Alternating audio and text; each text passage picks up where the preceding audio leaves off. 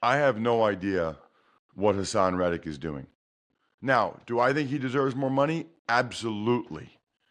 And do I think the Jets did the right thing by trading for him without giving him a new contract? No. But why is he holding out and not holding in? He's got to be close to $6 million now. You're tuned in to the Ross Tucker Football Podcast, guiding your gridiron journey, none other than your host, former NFL lineman, Ross Tucker. Oh, yeah, it is.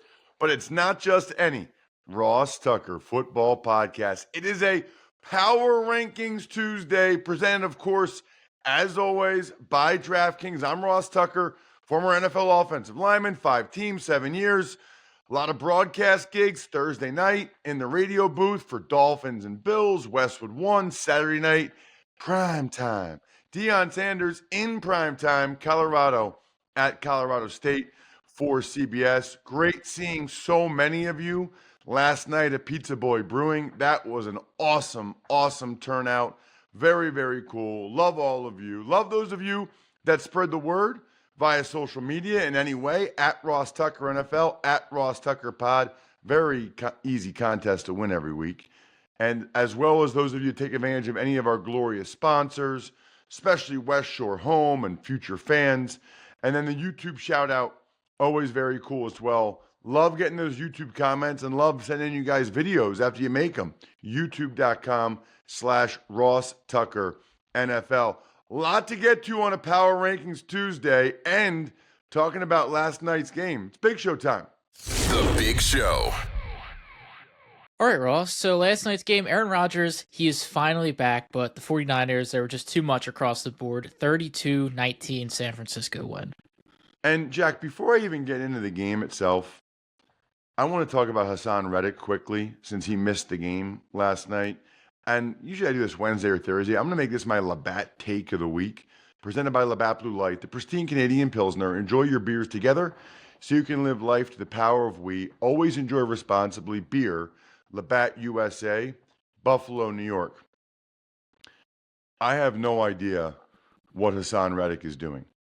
Now, do I think he deserves more money? Absolutely. And do I think the Jets did the right thing by trading for him without giving him a new contract? No.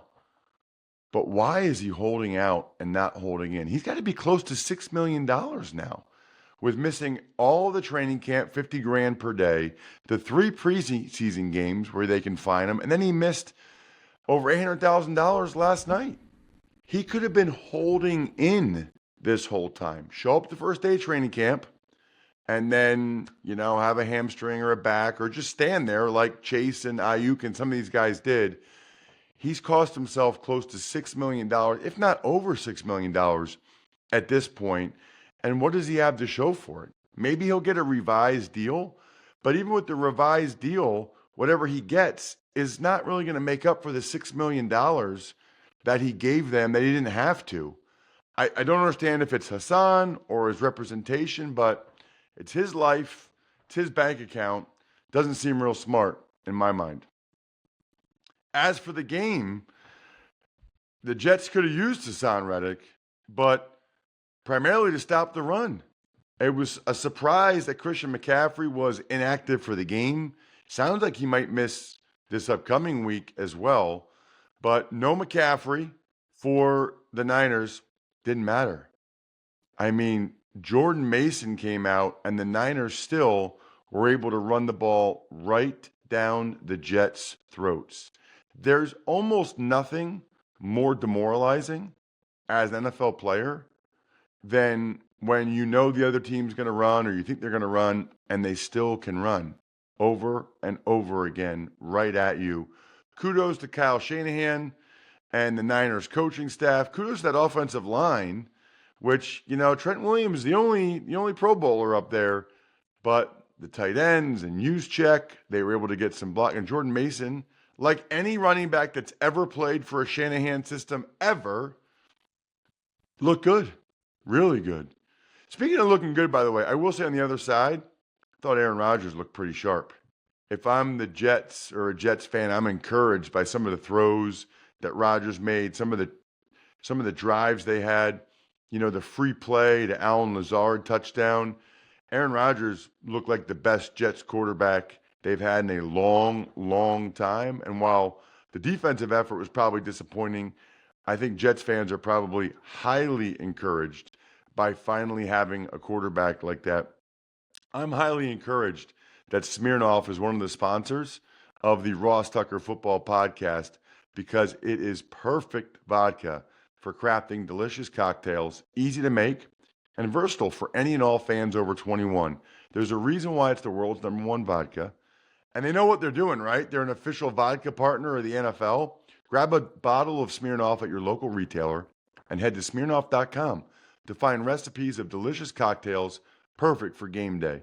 Please drink responsibly. Smirnoff #21 vodka, distilled from grain, 40% alcohol by volume. The Smirnoff Company, New York, New York. Please do not share with anyone under legal drinking age.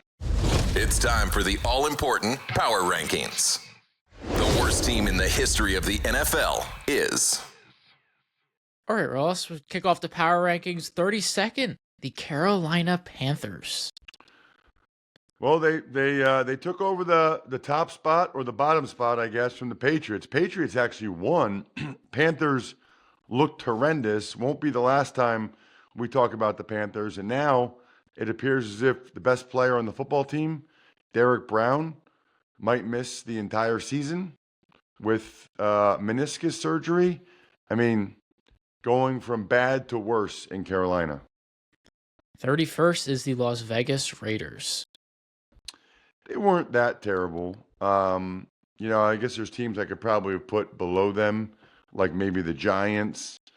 But it's hard to know with week 1 power ranking. I know it's week 2, but with the week 1 power rankings, because how much of it was the Vikings are good and how much of it was the Giants are really bad. We know the Raiders did not look very good, particularly on offense, but then even defensively, they couldn't stop the run in the second half. Max Crosby was totally neutralized by the Chargers' tackles. Not a good start for the Raiders. 30th is the New York Giants. Looked like a lot of the same that we saw last year from the Giants. Very ineffective offensively with the O-line, with the quarterback, and even them defensively with all those guys on the D-line. You would have thought the Giants D-line, or defense, I should say, would have looked better than they did against the Vikings, where it felt pretty easy for Sam Darnold to kind of tear them up. 29th, we've got the Denver Broncos. They didn't move. They didn't move up. They didn't move down. Broncos are about where I thought they would be. I guess I would say I thought the defense would play a little bit better than that. The offense is right where we thought they'd be, right? Average at best weapons, rookie quarterback. I think Sean Payton will be able to manufacture some points with that group, but they're just not an overly talented group. Our lowest ranked undefeated team, the New England Patriots at 28. Well, they started at 32. So they moved up 4 spots, which is good. And they deserve it. They found a way to get the win. But there was, it's not like they did very much offensively at all. But they don't need to, right? Like, that's going to be their formula. They're not going to light the world on fire offensively. They want to try to possess the football and, play an ugly game, right? Win ugly with the lack of offensive talent they have. Play D, play special teams, run the rock. That's their formula, and they got to win. You can't overstate how critical it was to get that fumble, really the turnovers that they got when the Bengals were in their territory. 27th is the Tennessee Titans. Another team that didn't really move. They are, it feels like, about what I thought they would be. They did some positive things. They're up 17-0. I will say this, there's not going to be many games, you would think, where Will Levis makes that egregious of an error or they get a punt block for a touchdown. That is a very, very disappointing loss if you are a Titans fan, because that's a game, I don't think they're going to be in the mix for the playoffs at the end, but if they were, that would be the game that you would point to and say, "Oh man, they really, really could have had that one, but they didn't get it." And back to the drawing board. One team that did move a lot, but in the wrong direction, the Washington Commanders at 26. They dropped quite a bit. They were at 21. I am high on the Commanders coming into the year, but Jaden Daniels kind of looked like a rookie throwing the ball, I thought, for the most part. They all did. I mean, Bo Nix and Caleb Williams, they all looked like rookies, which makes a lot of sense because breaking news, they are rookies. They should look like rookies, right? So that's fine. The flip side is defensively, they allowed Baker Mayfield to absolutely carve them up. That's the part that I think has to be highly discouraging if you're a Commanders fan the Bucs have a good offense, but still, to just totally shred them like that is discouraging. 25th is the Indianapolis Colts. They dropped a couple spots. I don't even know if they deserve that. They went against a good Texans team. Anthony Richardson did some positive things. I don't know. I moved a couple teams up ahead of them, I guess, that won games, but I don't really feel very differently about the Colts other than I would like to have seen their defense play better. I think that's why I dropped them. They let Joe Mixon run over them, and that's the part that probably is the most concerning if you're a Colts fan. You're playing at home, and they really couldn't stop the Texans, it felt like. 24th is the Seattle Seahawks. What? They dropped a spot even though they won? That's not cool. Yeah, I don't know. I go by watching the games and who I think would win right now if these teams played against each other. Now, I will say this. Week 2, it's still a combination of what we saw week 1 and my preconceived notions coming into the year. I don't want to say it's maybe even 50-50, right? Next week, it's like 75% what they've done so far this year, 25% preconceived notions. And after that, it's just what they've done this year. After the third game, I'm just going by what you've done this year. But the Seahawks, they found a way to get a win against a rookie quarterback at home. It doesn't really change very much. Most of these teams, I would say, Jack, are about sort of what I thought they would be so far at this point. And you can experience that with your kids if you get them the coolest gift I've seen for a kid in a long, long time. It's actually not just a gift for your kid, it's a gift for you too. It's futurefans.com. They created a storybook-led activity box that helps kids as young as 4 understand football. Here's what it's about in life. Quality family time. There's nothing more valuable than quality family time. To me, you're getting twice as much quality family time for the price of one, right? These things only cost $49.99, and if you use the code Ross, you get 10% off. So you get the time going through the book and the activities, and then you get the time for the rest of their childhood with them sitting next to you on the couch or whatever, watching the games. This thing is genius. It's week 2. You could have your children sitting next to you or child watching every game the rest of the season by week 4. Use code Ross, unlock a lifetime of memories with a kid in your life starting now. What I love about it is at that point, you'll just be able to sit there, talk with them, talk about the game, drink Labatt Blue Lights with your family, and live life to the power of we. Always enjoy responsibly. Delicious beer, Labatt USA, Buffalo, New York. 23rd is the Atlanta Falcons. Very disappointing initial performance by the Falcons, especially offensively. I know the Steelers' defense is pretty good, but I had much higher hopes for the Falcons on offense than what they showed. Too many good skill players. The offensive line was disappointing. Not a good showing for those guys.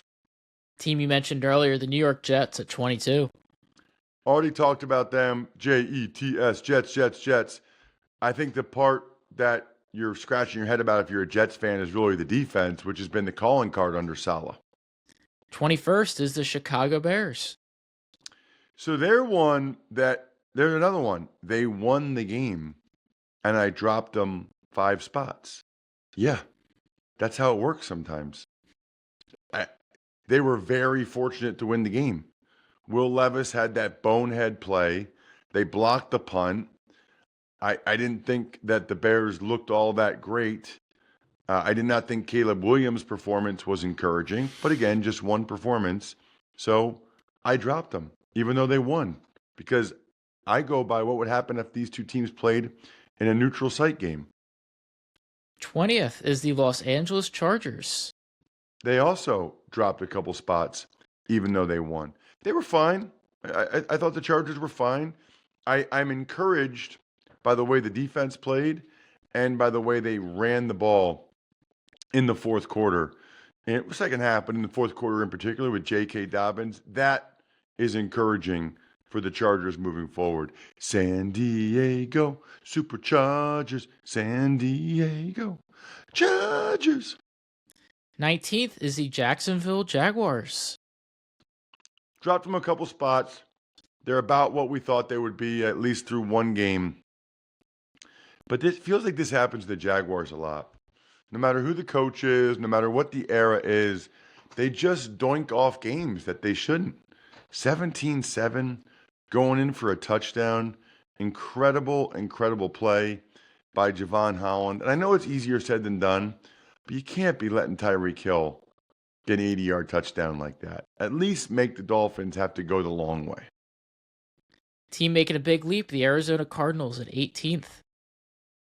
They moved up 8 spots because I think that they're going to have a really good season. I know they didn't get the job done against the Bills, but they didn't even get very much out of Trey McBride, their young star tight end. They got like nothing out of Marvin Harrison Jr., and they still almost won that game on the road against the Bills.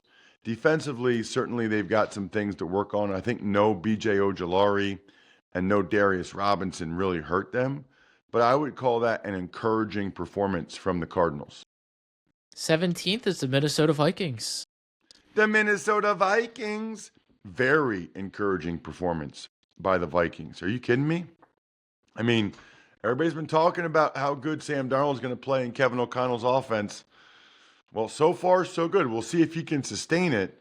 But this must be so fun for a coach if it's like a guy's failed all these other places, and then you get him and you let him and you get him to play really well. That's got to be like you can look at all the coaches that couldn't get it out of him and be like, yeah, maybe you're just not good enough, coach. You're just not as good enough as me.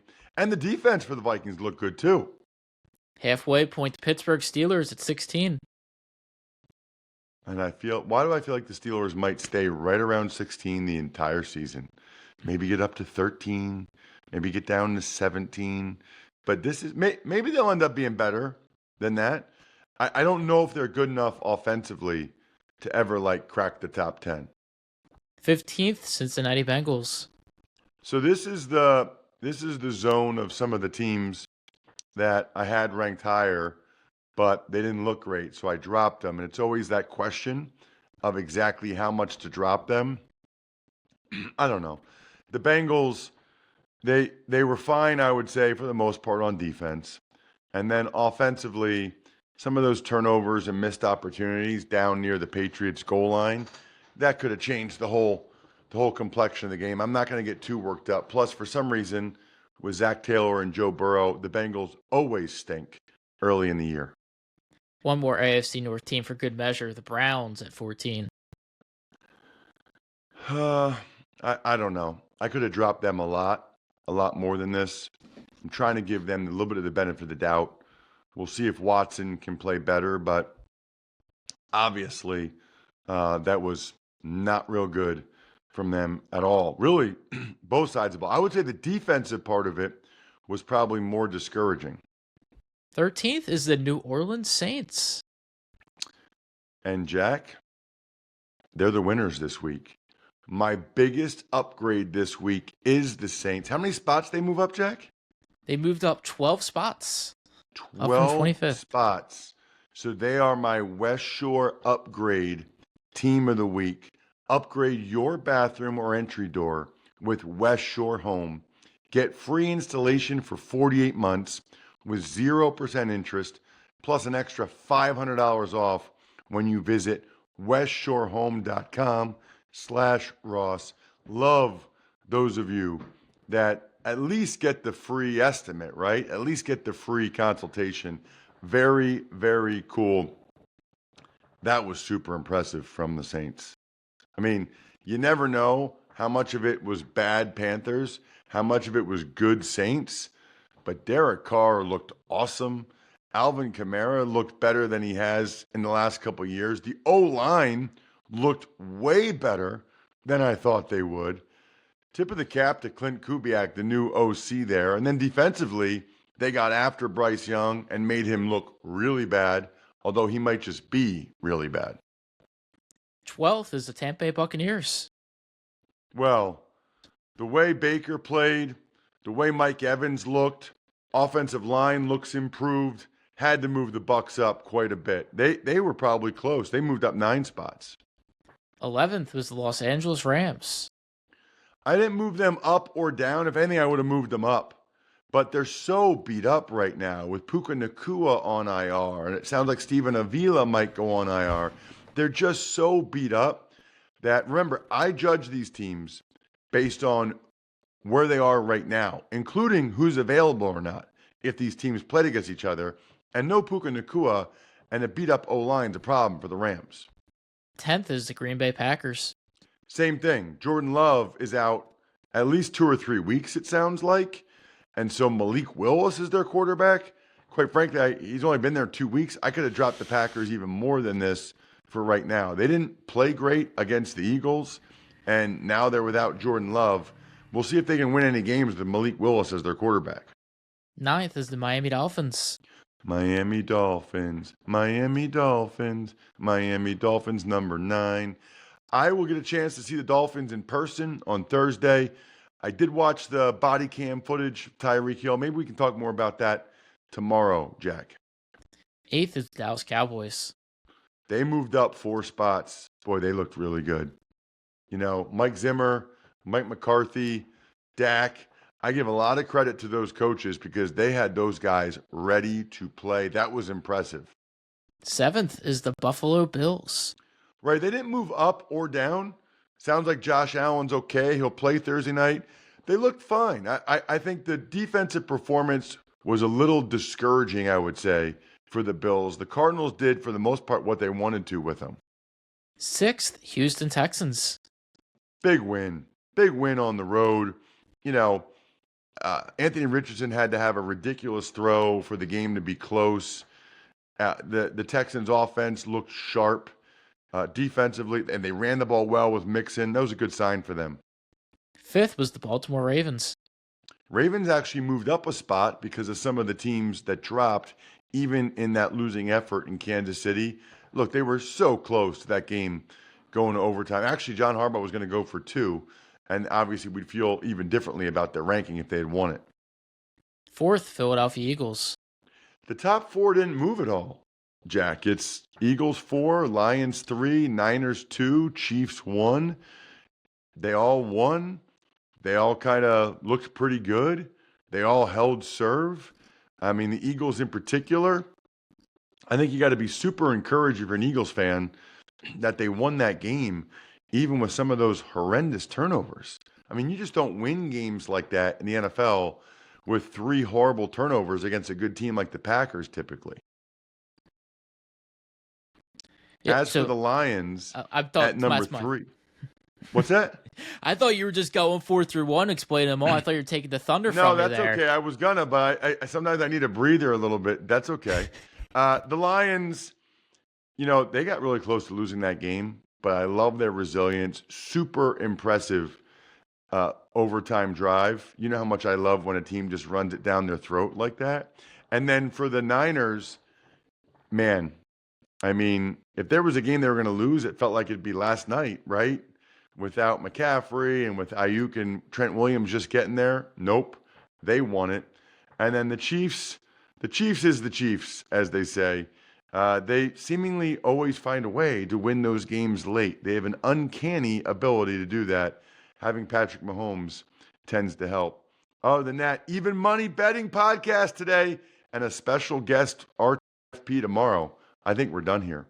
Thanks for tuning in to the Ross Tucker Football Podcast. Make sure to also check out Even Money, Fantasy Feast, and College Draft, all on the DraftKings Network podcast on your favorite platform. Shout out Pizza Boy Brewing. It was awesome. Absolutely awesome to see so many of you last night. Thank you so much for coming out to Pizza Boy Brewing. It's also so nice when you order a story from myfrontpagestory.com for a loved one. Absolutely love it. That's a guaranteed autograph. I guarantee to send you an autograph if you go to myfrontpagestory.com. Backofficeschedule.com, humanheadnyc.com, Sporticulture, and Pizza Boy Brewing.